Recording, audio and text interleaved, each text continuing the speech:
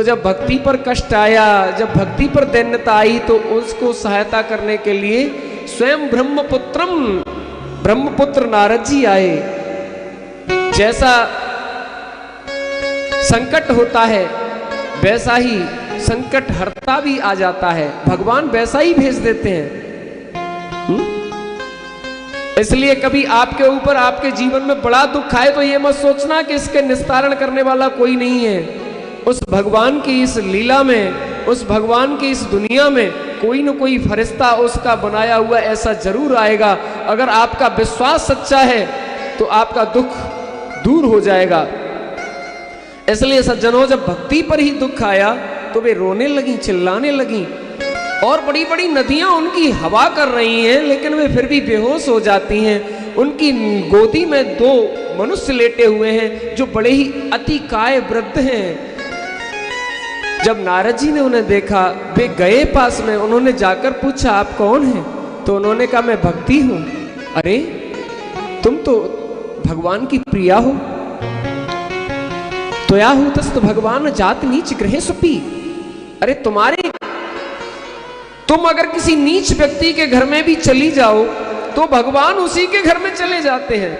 अगर तुम किसी अत्यंत अपवित्र मनुष्य के हृदय में भी जाकर बैठ जाओ और वो भगवान का भोग लगाने लग जाए अपने हाथों से, तो भगवान को खाना पड़ता है। और आज तुम्हारी ये दुर्दशा, ऐसा कैसे संभव हो सकता है? सच सच बताओ कि तुम कौन हो? तो भक्ति ने कहा मैं भक्ति हूं नारद जी, मैं आपसे सत्य वचन कह रही हूं। नारद जी ने कहा विश्वास नहीं होता देवी कि तुम ऐसी दुर्दशा में जा सकती हो, परंतु ये बताओ तुम रोज चिल्ला क्यों रही हो? तुम तो जवान हो, अच्छी हो। इसी यमुना जी के किनारे भक्ति को ये दुख हुआ था सज्जनों, वृंदावन में ही। तो उन्होंने कहा ये दोनों कौन हैं जो तुम्हारी गोदी में लेटे हुए हैं? तो उन्होंने कहा ये मेरे पुत्र हैं। अब तो नारद जी को और भी ज्यादा अचंभा हुआ। माँ तो जवान हो, 16 साल की तरुणी हो, और पुत्र बूढ़े हो 80-80 साल के, तो भला कैसे मेल हो सकता? तो भक्ति ने कहा इसीलिए तो मैं रो रही हूं, यही तो मेरा दुख है। ये कैसी विडंबना है नारद जी कि मैं जवान हूं और मेरे पुत्र बूढ़े हो गए हैं। तो उन्होंने कहा देवी मुझे समझ नहीं आ रहा, अच्छी तरह से मुझे बताओ आपके ऊपर दुख क्या आया है? तो उन्होंने कहा उत्पन्ना द्रविड़े साहम वृद्धिम कर्णाटके गता। मैं द्रविड़ देश में उत्पन्न हुई, कर्नाटक में थोड़ी थोड़ी बड़ी हुई, क्वचिन महाराष्ट्र में, महाराष्ट्र में जाकर कहीं कहीं और बढ़ गई, लेकिन गुर्जरे जीर्णताम गता। हे नारद जी, जैसे ही मैं गुजरात में पहुंची तो बूढ़ी हो गई। मैं अपने दोनों पुत्र, ये ज्ञान है, ये वैराग्य है, इन दोनों को लेकर के जब वृंदावन में आई तो वृंदावनम पुनः प्राप्य नवीनेन स्वरूपिणी। मैंने वृंदावन में आते ही देखा कि मैं तो एकदम नवीन हो गई, युवा हो गई, कांतिमान हो गई, मेरा स्वरूप भी सुंदर हो गया, लेकिन ये मेरे दोनों पुत्र बूढ़े के बूढ़े ही रहे। नारद जी ने हाथ जोड़कर वृंदावन को नमस्कार किया। धन्यम वृंदावनम तेना भक्ति नृत्य यत्र छ। अरे वाह, इस वृंदावन के लिए धन्य है जहां पर भक्ति का नाच होता है, भक्ति नृत्य करती है, भक्ति खेलती है, भक्ति युवा हो जाती है। फिर वे एक क्षण में ही सोच में पड़ गए, अरे भक्ति को तो युवा कर दिया वृंदावन ने, लेकिन ज्ञान वैराग्य तो बूढ़े हो गए। तो उन्होंने कहा देवी ये तुम्हारा दोष नहीं है, ये वृंदावन का भी दोष नहीं है, यहां पर केवल तुमको ही स्थान है, ज्ञान वैराग्य को नहीं। परंतु आज तुम मुझ पर भरोसा रखो, आज से मैं ज्ञान वैराग्य को स्थान दे करके जाऊंगा। और उन्होंने नाना प्रकार के गीता पाठ, वेद पाठ करना यहां पर शुरू किया।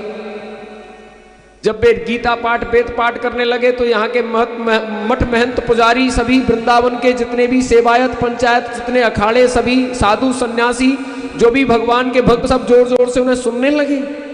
यहाँ तो कोई दूसरी चर्चा ही नहीं करता, केवल राधे राधे बोलते हैं। वृंदावन के वृक्ष को मर्म न जाने कोई, और डाल डाल और पात पात पर राधे राधे। यहाँ की तो दीवालों पर, पट्टिकाओं पर, यहाँ के वृक्षों पर, उनकी डालियों पर, टहनियों पर, पत्ताओं पर, सब जगह तो राधे राधे है, और कुछ तो मिलता ही नहीं। जिभ्या पर चलते फिरते आते जाते सब जगह ही राधे राधे होता है, और राधे के अलावा दूसरा कोई नाम ही नहीं है। फिर नारद जी गीता पाठ कर रहे हैं, वेद पाठ कर रहे हैं, तो सभी कौतूहल बस देखने लगे ये हो क्या रहा है यहाँ। वृंदावन की भूमि में राधा नाम छोड़कर कोई दूसरा नाम बोले तो उसे पागल कहेंगे ना। और नारद जी की इन बातों को अचंभे से देखने लगे लोग। लेकिन नारद जी बहुत देर तक तो करते रहे, थोड़ी मोड़ी जमाई आई ज्ञान वैराग्य को, लेकिन फिर बेहोश होकर के लेट गई। नारद जी यहां से दौड़े दौड़े गए हरिद्वार में, क्योंकि हरिद्वार तो ज्ञान की भूमि है, वैराग्य की भूमि है, वैरागियों की। ज्ञान की भूमि काशी, वैरागियों की भूमि हरिद्वार और भक्ति की भूमि वृंदावन। अब वे बेचारे गए वैरागियों के प्रदेश में, वहां पर आनंद नामक तट पर जाकर उन्होंने अपने भाइयों के दर्शन किए। सनक, सनंदन, सनातन, सनत कुमार, ब्रह्मा जी के नैष्ठिक ब्रह्मचारी 4 बड़े पुत्र हैं। सबसे पहले नारद जी से भी बड़े हैं, अब लेकिन वो 5 वर्ष के ही रहते हैं। उनके दर्शन करके हाथ जोड़कर प्रणाम किया। उन्होंने पूछा, भैया तुम इतनी चपलता बस दौड़े दौड़े कहां जा रहे हो? तो उन्होंने अपनी सारी बात कह दी। मैं बड़ा दुखी हूं, परेशान हूं। अब एक साधु सन्यासी भी दुखी हो संसार में, तो फिर सुखी कौन हो सकता है? तो नारद जी तो वो सन्यासी हैं, साधु हैं, बैरागी हैं। अब उनके पास दुख कैसा? लेकिन उन्होंने कहा मैं दुखी हूं, मैं परेशान हूं। क्यों, क्या बात हो गई है? तुम्हारे जीवन में दुख कैसे आ गया? आज तक नारद जी कभी दुखी नहीं हुए। जो भगवान का, नारायण का भक्त होता है, उसके जीवन में एक अनोखी बात जरूर होती है, उसके चेहरा से कभी हंसी नहीं जाती। जहां जहां भी आपने देखा होगा भगवान नारायण का फोटो, वे मुस्कुराते रहते हैं। भगवान श्री कृष्ण का फोटो, वे मुस्कुराते रहते हैं। और जो उनके भक्त होते हैं ना, वे भी हमेशा ऐसे ही मुस्कुराते रहते हैं, चाहे तकलीफें कितनी भी हजार हो उनके सामने, पर वे कभी मुरझाते नहीं, हमेशा मुस्कुराते हैं, क्योंकि उनके आराध्य मुस्कुराते हैं। आज नारद जी पर पहली बार उनका चेहरा कुंभला गया और वे कहने लगे मैं दुखी हूं, परेशान हूं, मैंने वादा किया है भक्ति से। तो सनक, सनातन, सनंदन, सनत कुमार ने कहा तुम भक्ति को लेकर यहां आओ और हम उन्हें यहां आश्रय देते हैं। उनसे कहो वे अपने पुत्रों को लेकर यहां चलकर आए। हम एक संगीता सुनाएंगे और उसको श्रवण करने से भक्ति युवा हो जाएंगी, उनके ज्ञान वैराग्य भी युवा हो जाएंगे, ठीक हो जाएंगे। नारद जी ने कहा क्या तुम मेरे गीता पाठ से भी बड़ा कोई पाठ सुनाओगे? क्या तुम वेद से भी बड़ा कोई पाठ सुनाओगे? वेद से बड़ा तो कुछ नहीं होता। उन्होंने कहा हम वेद और गीता का सार सुनाएंगे।